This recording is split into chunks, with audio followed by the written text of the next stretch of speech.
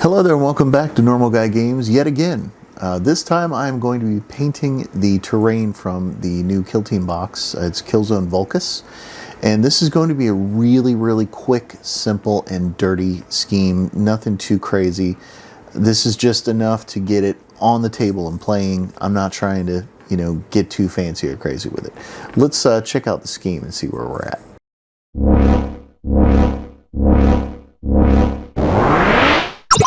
Okay, so Killzone Volkus. I want this to be quick and simple, quick and dirty. I did a Zenithal Prime, just like I did in my Space Hulk video for the Gene Stealers. I used dark blue, and then I Zenithaled it in gray. And as you can see, that leaves some shadows in sort of the lower area to create a little bit of visual interest, and it makes it not look as flat. And it also saves you a lot of time, because honestly, unless you're trying to make a showpiece, you don't really need your terrain to look amazing.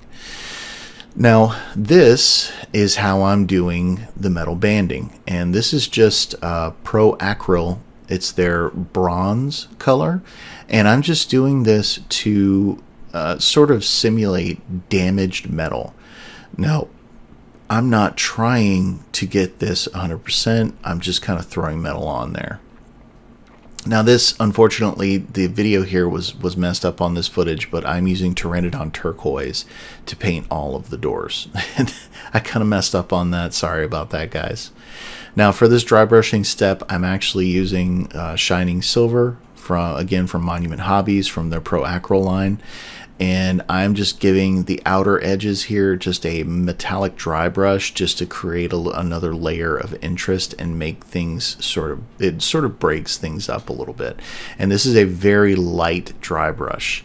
You can just barely see the shining metal underneath on all the raised areas, because all of the raised areas are, for the most part, metallic in nature, and this saves you the trouble of trying to individually paint each single piece, each single door, every single pipe.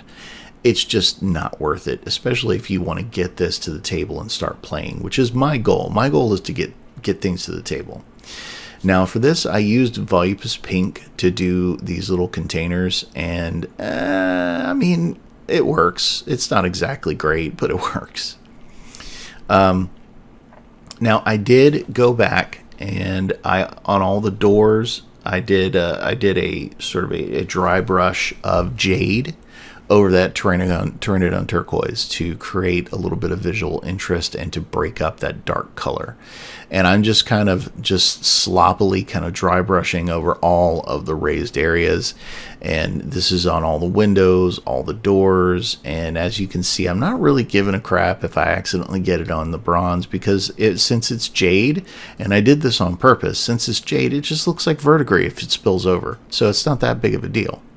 So I'm doing this over all of the doors, and I'm adding some extra color in a couple of places to make it look like things are kind of worn down or like it's been damaged over time. And I'm also doing that on all of the top areas as well. I'm doing in some strategic areas, actually. I'm doing a little bit of dry brushing, especially around the cracks, in some higher traffic areas where you would see some discoloration or whatnot. So I'm doing that dry brushing effect in a couple of different areas, and I'm just kind of splattering this around. I'm not looking to make this look amazing on the table. I just want it to be functional. That's my goal for most of the stuff that I paint. Unless I have something specific in mind, I just want it to be functional.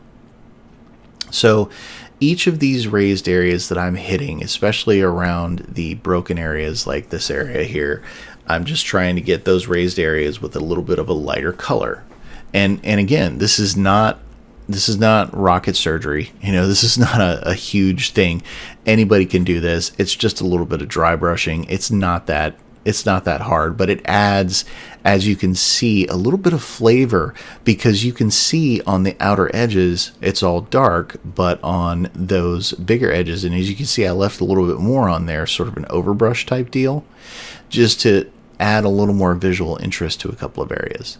And again, this is me just dropping a little bit of dry brushing, and I'm not really caring how it looks in the end, as long as it's functional.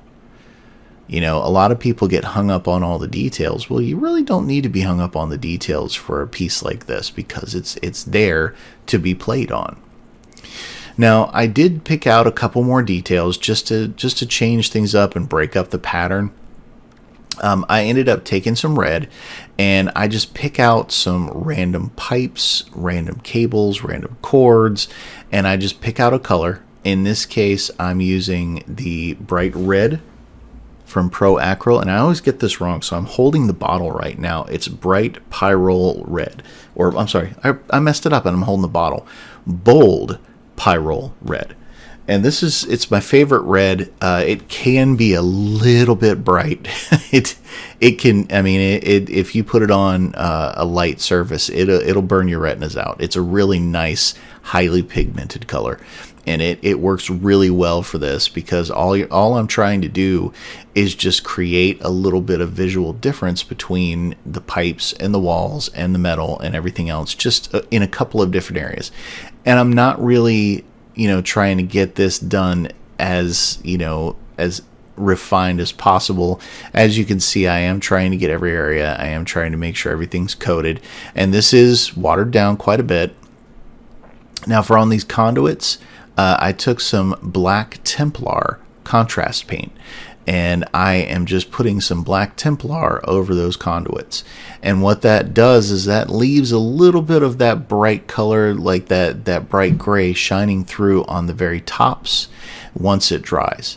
Because as that contrast color hits it, it flows down into the centers, and it just kind of tints the color over top of the gray. It doesn't really fully cover it.